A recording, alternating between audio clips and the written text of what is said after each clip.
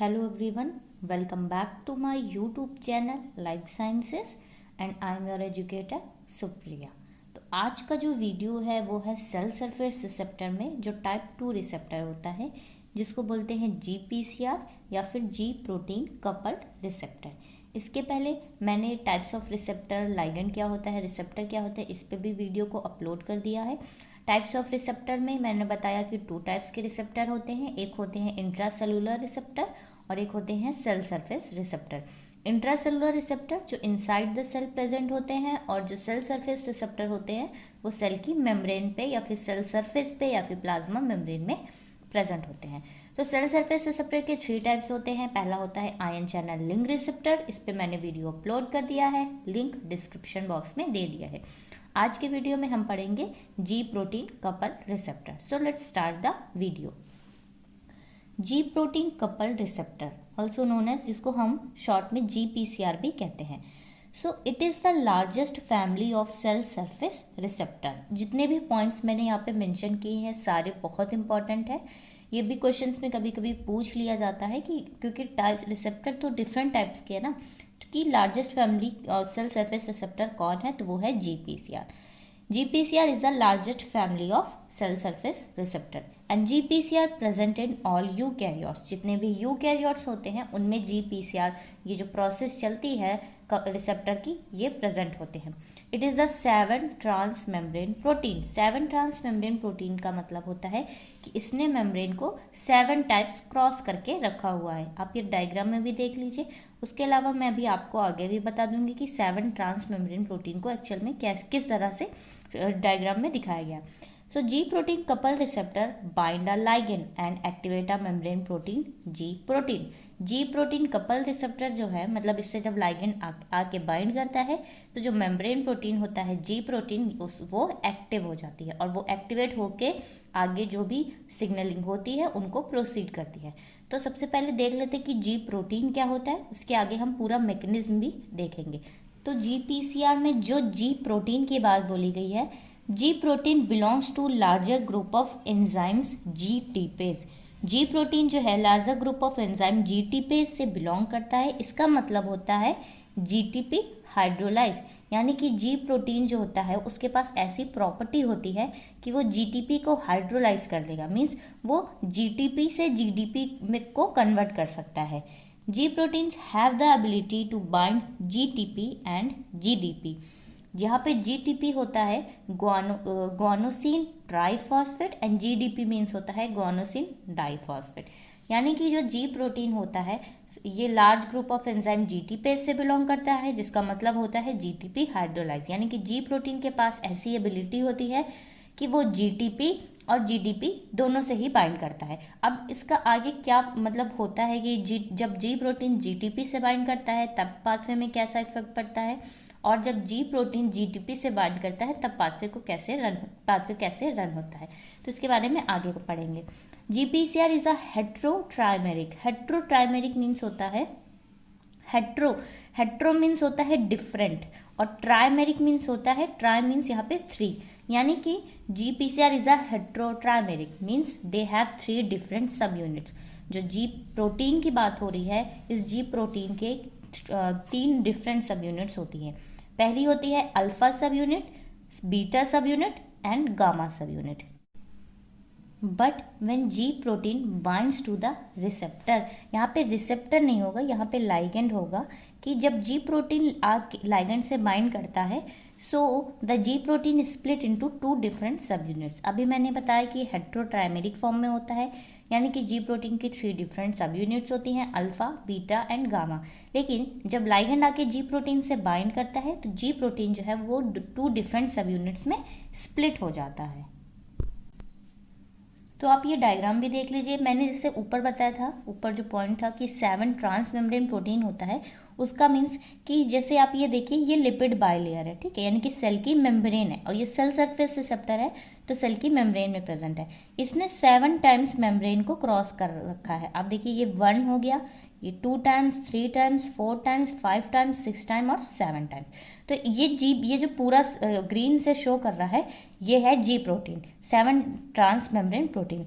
और ये इसकी यूनिट्स हैं। मैंने जैसे बताया कि सब अल्फ़ा सब यूनिट्स होती हैं, बीटा सब यूनिट होती हैं और गामा सब यूनिट होती हैं। ये ट्राइमेरिक है।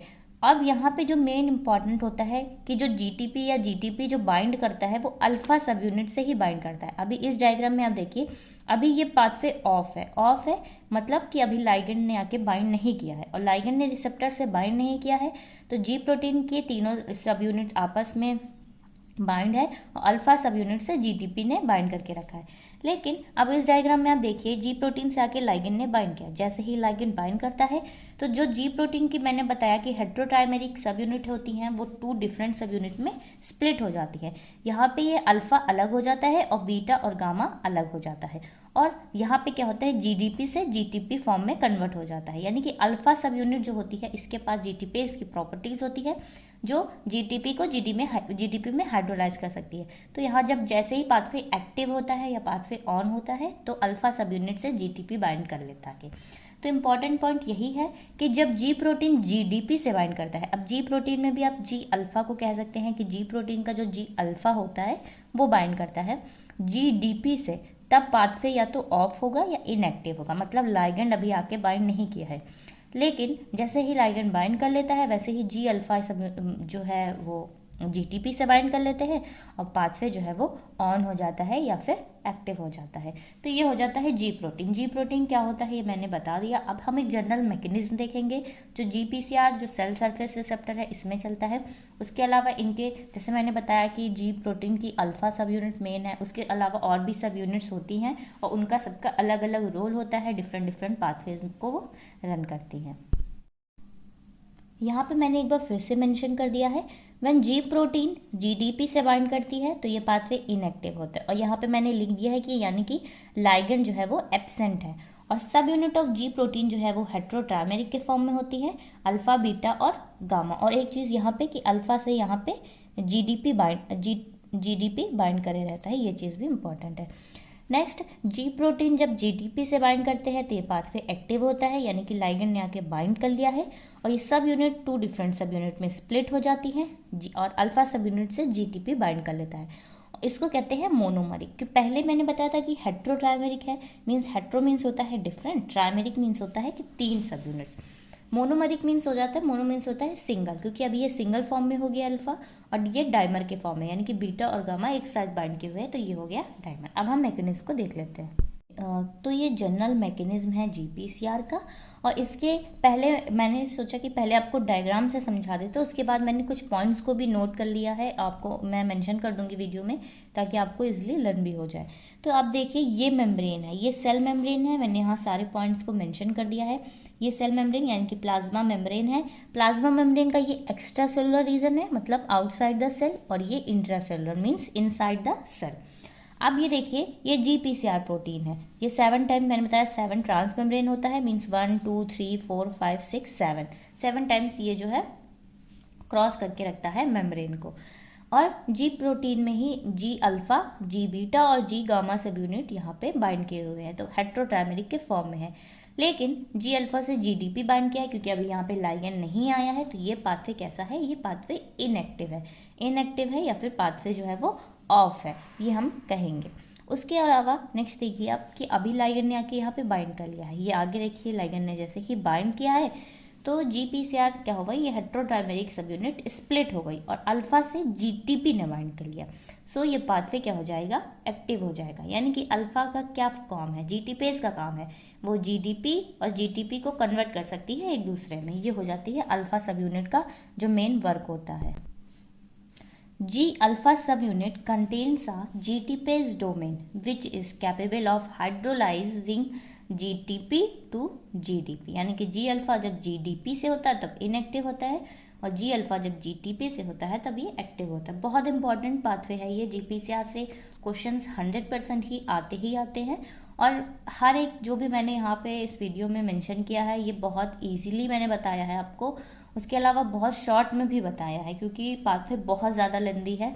तो आपका जो मेन पॉइंट वो यही है कि सबसे पहले आपको लर्न करना है कि लार्जेस्ट फैमिली होता है सेल सरफेस रिसेप्टर का, 7 ट्रांस मेम्ब्रेन होता है, क्योंकि कभी कभी 2 मार्क्स के क्वेश्चंस में ये आ जाता है 7 कि कौन सा largest family cell surface receptor होता है, 7 ट्रांस मेम्ब्रेन होता है, ये भी आ जाता है। उसके अलावा GPCR कब एक्टिव होता है, कब इनएक्टिव होता है, पूछ सकते हैं कि जब जी प्रोटीन GDP से बाइंड करता है तब पाथवे कैसा होता है, एक्टिव होता है या इनएक्टिव होता है। इस तरह के क्वेश्चंस को इसमें पूछ लिया जाता है। तो अब ये जो जनरल मैकेनिज्म बताया, इसके कुछ पॉइंट्स को भी हम देख लेते हैं।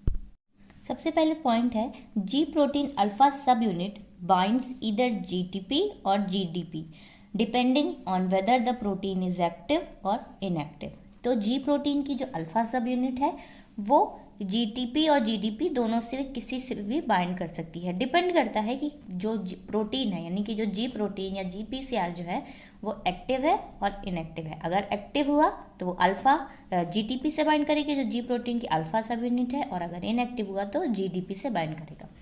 In the absence of signal, यानी कि लाइगेंड, जब लाइगेंड बाइंड नहीं करता है तो GDP attaches to the alpha subunit and the GPCR is in inactive state. But when ligand binds to GPCR, so the GPCR undergo conformational change and the G alpha subunit exchanges GDP to GTP. तो पूरे pathway में ही बहुत common सी बात है कि pathway कब active हो रहा है और कब इनएक्टिव हो रहा है। अल्फा सब यूनिट है, बीटा सब यूनिट है और गामा सब यूनिट है। तो ये GPCR का पाथवे हो गया, जिसे मैंने बता दिया है वीडियो में। अब हम नेक्स्ट इसके जो टाइप्स होते हैं, क्योंकि GPCR जो है वो डिफरेंट पाथवेज इसमें रन करते हैं। जैसे अल्फा सब यूनिट है, इसमें अल्फा सब यूनिट में एक स्टिमुलेटरी सब यूनिट आती है अल्फा जी की ही अल्फा की जगह पे, और इनहिबिटरी सब यूनिट आती है जो अलग अलग पाथवेज को रन करते हैं। तो अब हम आगे की वीडियोज़ में बाकी जो डिफरेंट पाथवेज हैं उनको भी लर्न करेंगे। अगर आपको कोई भी डाउट हो तो कमेंट करके ज़रूर बताइएगा। अगर आपको मेरा वीडियो अच्छा लगे तो मेरे चैनल को लाइक, शेयर और सब्सक्राइब ज़रूर करिएगा। Thank you so much for watching my video.